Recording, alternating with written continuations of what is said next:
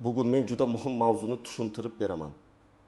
1-avgustdan boshlab qariyalar, pensiya yoshidagi fuqarolar yoki ijtimoiy himoyaga muhtoj keksalar uchun berilishi aytilayotgan 1 million so'mlik mablag'ni nimaga sarflash mumkin? Kimlar undan foydalana oladi? Kimlar esa adashib kutib qolmasligi kerak? Bu ma'lumot har bir oilaga tegishli. Chunki deyarli har birimizning uyimizda ota-onamiz, buyimiz, bobomiz yoki yordamga muhtoj qarindoshimiz bor. Men bugun bu masalani oddiy tilda, lekin mutaxassis sifatida tartib bilan tushuntiraman. Videoni oxirigacha ko'ring. Chunki eng ko'p xatolar aynan hujjat topshirish, pulni sarflash va kimga tegishli ekanini noto'g'ri tushunishda bo'ladi. Hozirning o'zida kanalga obuna bo'ling, like bosing. Chunki bunday ma'lumotni vaqtida bilgan odam ortiqcha yugurdan, rad javobidan va pulni noto'g'ri sarflashdan saqlanadi. Avvalo, bir narsani aniq tushunib olaylik. Bunday yordamlar ko'pincha hamma qariyalarga avtomatik tarzda naqd pul qilib beriladi degan ma'noni anglatmaydi.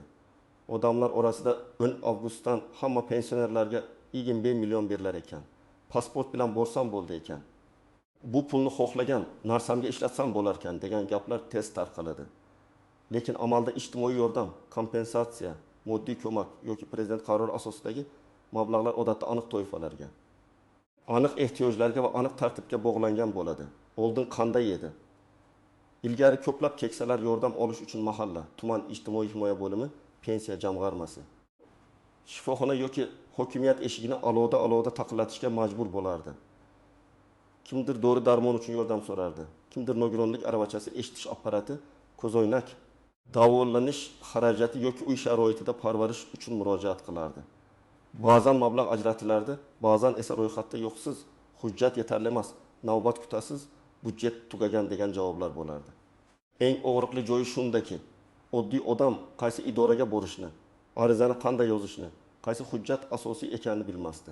Endi o'zgarayotgan tartibning mazmuni shunda, davlat qariyalar ehtiyojini ko'proq manzilli ko'rishga, ya'ni kimga nima kerakligini aniqlab, mablag'ni aynan ehtiyojga yo'naltirishga harakat qilmoqda. 1 million so'm haqida gap ketganda ham asosiy savol shunday bo'ladi. Bu pul sizga shunchaki sovg'a sifatida beriladimi yoki ma'lum xizmat? Dori-darmon, reabilitatsiya, parvarish, sog'liqni tiklash yoki ijtimoiy yordam uchun ajratiladimi? Men aynan shu farqni tushuntirib beraman. Chunki ko'pchilik shu yerda adashadi. Birinchi muhim masala. Barcha qariyalar degan iborani to'g'ri tushunish kerak. Hayotda barcha degani ko'pincha e'tibor qaratilayotgan katta toifa degani bo'ladi. Lekin huquqiy tartibda baribir mezon bo'ladi. Masalan, yosh mezon pensiya olishi, yolg'iz yashashi, nogironligi borligi, ijtimoiy himoya yagona reyestrida turishi, daromadi kamligi, doimiy parvarishga muhtojligi, tibbiy xulosasi borligi yoki mahalla tomonidan ehtiyojmand deb topilishi kabi shartlar bo'lishi mumkin. Men buni oddiy misolda tushuntiraman. Birinchi olat, 72 yoshli otaxon pensiya oladi. Farzandlari boshqa viloyatda, o'zi yolg'iz yashaydi. Qon bosimi va yurak dorilarini muntazam ichadi. Pensiyasi kommunal to'lov, oziq-ovqat va doriga yetmayapti. Mana shunday odam manzilli yordamga ko'proq mos keladi. Chunki ehtiyoj aniq. Dori-darmon, tibbiy ko'rik, parvarish yoki uyda yordam. Agar 1 million so'mlik yordam shu yo'nalishga berilsa, otaxon uni telefon almashtirish yoki to'y xarajatiga emas, aynan sog'lig'i va kundalik zarur ehtiyojlarga sarflashi talab qilinishi mumkin. Ikkinchi holat, 65 yoshli onaxon farzandlari bilan yashaydi, pensiya oladi. Farzandlarning daromadi yaxshi, uy-joy sharoiti barqaror, doimiy tibbiy ehtiyoj yo'q. Bunday odam pensiya yoshida bo'lsa ham, albatta avtomatik tarzda yordam oladi deb aytish to'g'ri bo'lmaydi. Chunki ijtimoiy yordamning maqsadi ko'pincha yoshning o'ziga emas, ehtiyoj darajasiga qaratiladi. Ya'ni davlat kim qari bo'lsa hammaga bir xil degan yondashuvdan ko'ra, kim haqiqatdan qiynalayapti. Avval o'shanga yordam degan yondashuvni qo'llashi mumkin. Uchinchi holat, taqamin yoshli bu yurishga qiynaladi. Nogironlik guruhi bor. Eshitish pasaygan, tibbiy vositaga muhtoj. Bunday vaziyatda 1 million so'm nafaqat dori uchun, balki eshitish apparati to'lovining bir qismi qo'ltiq tayoq, maxsus poyabzal, reabilitatsiya xizmati yoki parvarish xarajatlariga yo'naltirilishi mumkin. Bu yerda eng muhim hujjat tibbiy xulosa bo'ladi. Agar shifokor yozib bermasa, idoradagi xodim sizga aynan shu vosita kerakligini qanday isbotlaymiz deb so'rashi mumkin. 4-holat, pensioner odamning uyida gaz pechi buzilgan, qishda isitish muammosi bor, oziq ovqatga ham qiynaladi. Agar yordam ijtimoiy maishiy ehtiyojlar uchun ajratilayotgan bo'lsa, mablag' oziq-ovqat, gigiyena vositalari, isitish bilan bog'liq zarur ta'mirlash yoki eng zarur uy ro'zg'or buyumlariga sarflanishi mumkin. Lekin bunda ham xohlaganimni olaman degan tushuncha xavfli. Chunki ayrim yordamlar chek shartnoma, xizmat ko'rsatuvchi tashkilot yoki ijtimoiy xodim orqali rasmiylashtiriladi. Endi eng asosiy savolga kelamiz. 1. 5 million so'mni nimaga sarflash mumkin? Men buni yo'nalishlar bo'yicha tushuntiraman. Birinchi yo'nalish dori-darmon.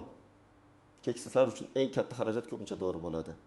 Qon bosimi, yurak, qandli diabet, bo'g'im og'rig'i, asab tizimi, ko'z bosimi, oshqozon yoki buyrak bilan bog'liq dorilar oyma-oy pul talab qiladi. Masalan, bir pensionerning oylik dorisi 300 ming so'mdan 700 ming so'mgacha chiqishi mumkin. Agar odam bir nechta kasallik bilan davolanayotgan bo'lsa, 20 million so'm unga 2 yoki 3 oy nafas rostlash imkonini beradi. Lekin men doim ogohlantiraman. Dori xaridida shifokor retsepti va dorixona cheki saqlansin. Chunki keyin mablag' qayerga ketdi degan savol tug'ilsa, sizda isbot bo'ladi. Ikkinchi yo'nalish tibbiy ko'rik va davolanish. Ba'zi tahlillar UZI, EKG ko'z tekshiruvi, stomatologik muolaja yoki mutaxassis ko'rigi pulli bo'lishi mumkin.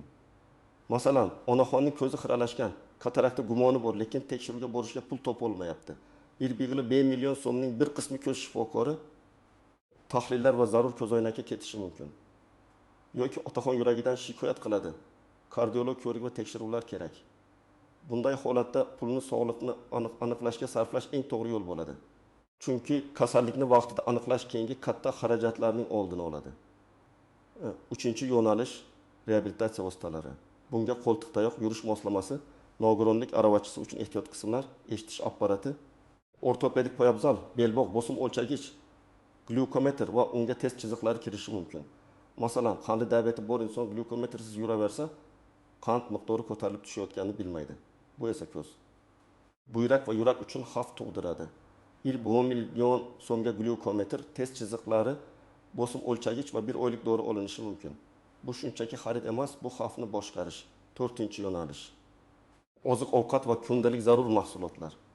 Agar tartibda ruxsat berilgan bo'lsa, mablag' un, yog', guruch, go'sht, sut mahsulotlari, choy, tuxum, dukkakli mahsulotlar, gigiyena vositalari. Kir yuvish kukuni kabi narsalarga sarflanishi mumkin. Lekin bu yerda ham aqlli reja kerak. Men pensionerlarga shuni maslahat beraman. Mablag' tutsa yoki yordam ajratilsa, avval eng zarur mahsulotlar ro'yxatini tuzing. Masalan, 300 ming so'm doriga, 600 ming so'm oziq-ovqatga, 200 ming so'm gigiyena vositalariga, 200 ming so'm kommunal qarzga, 200 ming so'm favqulodda ehtiyojga qoldirish mumkin.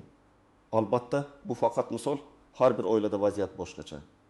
5-yo'nalish uyda parvarish va maishiy yordam. Ba'zi keksalar ovqat pishira olmaydi. Ko'chaga chiqib dori olib kela olmaydi. Uyni yig'ishtirishga qiynaladi. Agar yordam parvarish xizmati bilan bog'liq bo'lsa, mablag' ijtimoiy xodim, qarovchi xizmati yoki kundalik yordamga yo'naltirilishi mumkin. Bu ayniqsa yolg'iz yashaydigan, yura olmaydigan, qarindoshlari uzoqda bo'lgan qariyalar uchun muhim. Endi kimlar bu masalaga jiddiy qarashi kerakligini aytaman. Avvalo, yolg'iz yashaydigan pensionerlar. Agar sizning farzandlaringiz yoningizda bo'lmasa, doimiy daromadingiz faqat pensiya bo'lsa, sog'lig'ingiz sababli ko'p xarajat qilsangiz, mahallaga murojaat qilishni kechiktirmang. Ikkinchi toifa, nogironligi bor keksalar. Nogironlik guruhi borligi, harakatlanish cheklangani, eshitish yoki ko'rish bilan bog'liq muammo borligi hujjat bilan tasdiqlansa, yordam olish imkoniyati yuqoriroq bo'lishi mumkin. Lekin hujjatsiz og'zaki gap yetmaydi. Tibbiy xulosa, nogironlik ma'lumotnomasi, retsept, tekshiruv natijalari kerak bo'ladi. Uchinchi toifa, kam ta'minlangan oilada yashaydigan qariyalar. Masalan, pensionerning o'zi ham kasal, uyda ishsiz farzandi bor, nabiralari maktabda o'qiydi, daromad yetmaydi. Bunday vaziyatda mahalla va ijtimoiy himoya xodimlari oilaning umumiy holatini ko'rib chiqishi mumkin.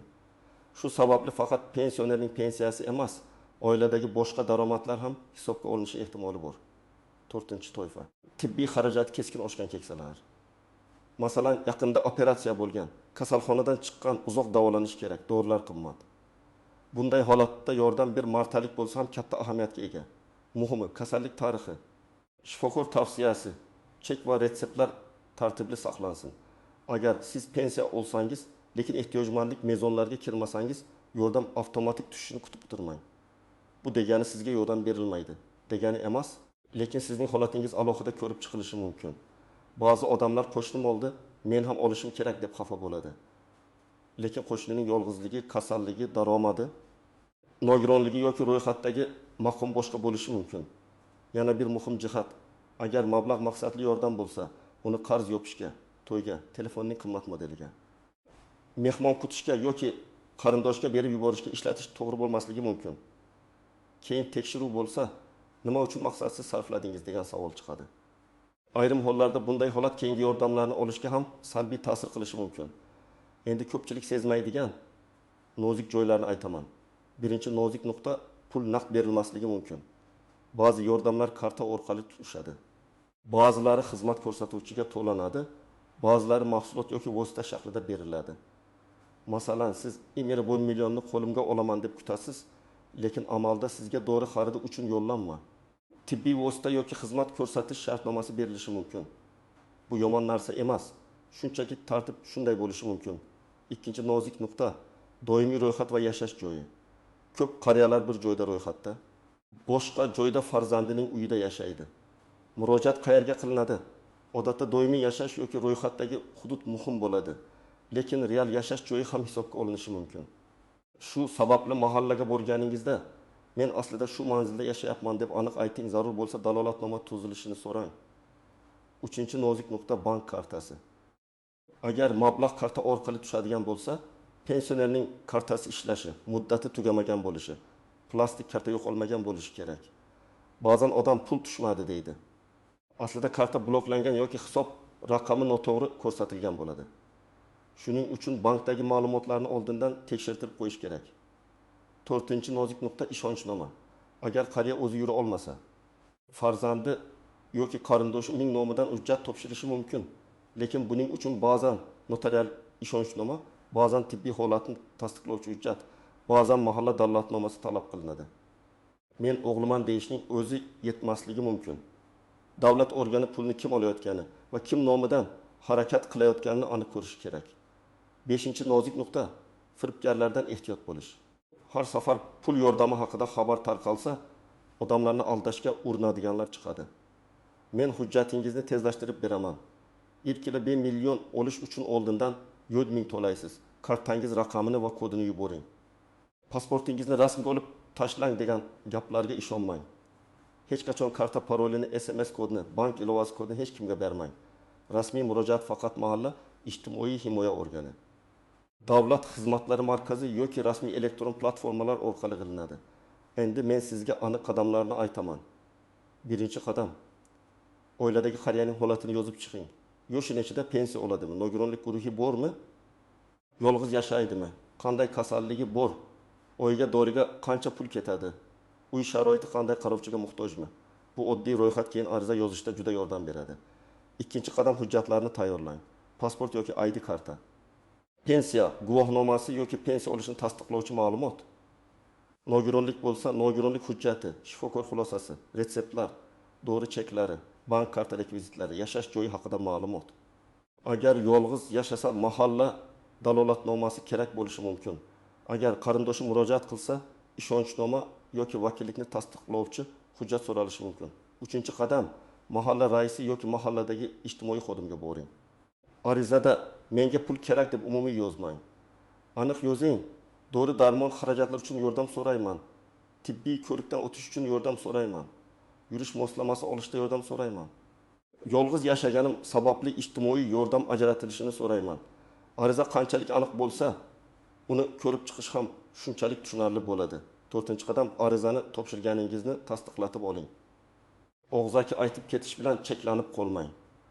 Ariza raqami, qabul qilingan sana, kim qabul qilgani haqida ma'lumot bo'lsin. Agar davlat xizmatlari orqali topshirsangiz, elektron tasdiqni saqlang. Agar mahallaga topshirsangiz, nusxasiga qabul qilindi degan belgi qo'ydirishga harakat qiling. 5-qadam, javob muddatini so'rang. Har bir murojaatning ko'rib chiqish muddati bo'ladi. Qachon xabar olaman? Qaysi telefon orqali bog'lanaman? Qaysi bo'lim ko'rib chiqadi deb so'rang. Bu savollar uyat emas. Aksincha, tartibli fuqaro o'z murojaatini kuzatib borishi kerak. Oltinchi qadam, mablag' ajratilsa sarfni isbotlaydigan hujjatlarni saqlang. Dorixona cheki, shifokor retsepti, tibbiy xizmat shartnomasi, mahsulot cheki, bank to'lovi kvitantsiyasi kerak bo'lishi mumkin. Men ko'p ko'rganman, odam yordamni to'g'ri ishlatadi, lekin chekni tashlab yuboradi. Keyin tushuntirish qiyinlashadi. Shuning uchun oddiy papka tuting va hamma hujjatni bir joyga soling. 7-qadam, rad javobi bo'lsa sababini yozma so'rang. Sizga tegishli emas degan og'zaki javob bilan to'xtamang. Nima sababdan rad qilindi? Hujjat yetishmadimi? Mezonga tushmadimi? Ro'yxatda yo'qmi? Tibbiy xulosa kerakmi? Sababni bilsangiz, kamchilikni to'ldirasiz yoki yuqori tashkilotga murojaat qilasiz. Keling, 27 million so'mni qanday rejalash mumkinligini amaliy misolda ko'ramiz. Masalan, 7000 yoshlik pensionerda qon bosimi, qandli diabet va bo'g'im og'rig'i bor. Oylik pensiyasi kundalik xarajatga ketadi. U 20 million so'mlik yordam olsa, 400 ming so'mni qon bosimi va yurak dorilarga. 200 ming so'mni qand o'lchash test chiziqlariga, 200 ming so'mni shifokor ko'rigiga, darda 100 ming so'mni oziq-ovqatga, 200 ming so'mni kommunal to'lov yoki gigiyena vositalariga sarflashi mumkin. Bunda pul mayda-chuydaga tarqab ketmaydi. Aniq ehtiyoj yopiladi. Yana bir misol, yolg'iz yashaydigan 78 yoshli buvining ko'zi yomon ko'radi. Unga ko'z shifokori tekshiruvga ko'z oynak va dori kerak. 2 million so'mning 300 ming so'mi tekshiruvga, 500 ming so'm ko'z oynakka. 30 ming so'mi doriga, qolgan qismi oziq-ovqat va yo'l xarajatiga ketishi mumkin. Agar u pulni avval boshqa narsaga sarflab yuborsa, asosiy muammo hal bo'lmaydi. Shu sababli birinchi navbat doim sog'liq va xavfsizlik bo'lishi kerak. Yana bir vaziyat. Bagimizning 2 yoshli otaxon yurishga qiynaladi. Yiqilib tushish xavfi bor. Unga yurish moslamasi vannaxonaga tutqich, sirpanmaydigan gilamcha va bosim o'lchagich kerak. Bu xarajatlar odamga oddiy ko'rinishi mumkin. Lekin yiqilishning oldini olsa, katta davolanish, sinish va kasalxonaga tushish xavfini kamaytiradi. Demak, 1 million so'mni to'g'ri sarflash faqat bugungi muammoni emas, ertangi katta xarajatni ham kamaytiradi. Birinchi xato. Xabarni eshitib, rasmiy manbadan tekshirmaslik. Men doim aytaman, har qanday pul yordam bo'yicha mahalla ijtimoiy himoya organi yoki rasmiy davlat manbasidan aniqlik kiriting. Ijtimoiy tarmoqlardagi bitta post asosida qaror qilmang. Ikkinchi xato, hamma oladi deb o'ylash. Bunday fikr odamni xafa qiladi, chunki u hujjat tayyorlamaydi, mezonlarni bilmaydi. Keyin rad javobini adolatsizlik deb qabul qiladi. Aslida esa yordam manzilli bo'lishi mumkin. Uchinchi xato, kasallik bor lekin hujjat yo'q. Hamma biladi, men kasalman degan gap rasmiy tartibda yetarli emas. Shifokor xulosasi, retsept, tahlil natijasi, nogironlik hujjati bo'lsa, murojaat ancha kuchli bo'ladi. 4-xato. Pulni bir kunda sarflab yuborish. Keksalar ko'pincha farzandiga, nabirasiga, qarzga yoki mehmondorchilikka pul berib qo'yadi. Men buni insoniy jihatdan tushunaman, lekin bu yordamning maqsadi qariyaning o'z ehtiyojini yopish. Avval dori, oziq-ovqat, davolanish, xavfsizlik, kommunal zarurat, keyin qolsa boshqa masala ko'riladi. 5-xato, begona odamlarga ishonish. Hech kim sizdan yordam olish uchun karta kodi so'ramaydi. Hech kim oldindan to'lov qilsangiz pulingiz chiqadi deyishga haqli emas. Rasmiy xizmat uchun to'lov bo'lsa ham u davlat belgilagan tartibda va kvitansiya bilan bo'ladi. Xulosa qilib aytaman, 1 avgustdan qariyalar uchun men 5 million so'mlik yordam haqida gap ketayotgan bo'lsa, eng avvalo uning kimlarga, qanday shart bilan va qaysi maqsadga berilishini aniqlash kerak. Bu mablag' eng avvalo dori-darmon, tibbiy ko'rik, reabilitatsiya vositalari, oziq-ovqat, gigiyena, parvarish va hayot uchun zarur ehtiyojlarga sarflanishi kerak. Eng to'g'ri yo'l hujjatlarni tayyorlash, mahalla yoki ijtimoiy himoya organiga aniq ariza bilan murojaat qilish. Javobni yozma kuzatish va har bir xarajatni hujjat bilan tasdiqlab borish. Men sizdan so'rayman, sizning hududingizda bu yordam haqida qanday ma'lumot berilyapti? Mahallada tushuntirish bo'ldimi? Kimlarga tegishli deyishyapti? Izohlarda yozib qoldiring. Chunki boshqa tomoshabinlar ham sizning tajribangizdan foyda oladi. Videoni foydali deb bilsangiz, like bosing, yaqinlaringizga yuboring va kanalga obuna bo'ling. Men esa keyingi videolarda pensiya, nafaqa, moddiy yordam va ijtimoiy himoya bo'yicha eng muhim savollarni yana oddiy tilda tushuntirib boraman.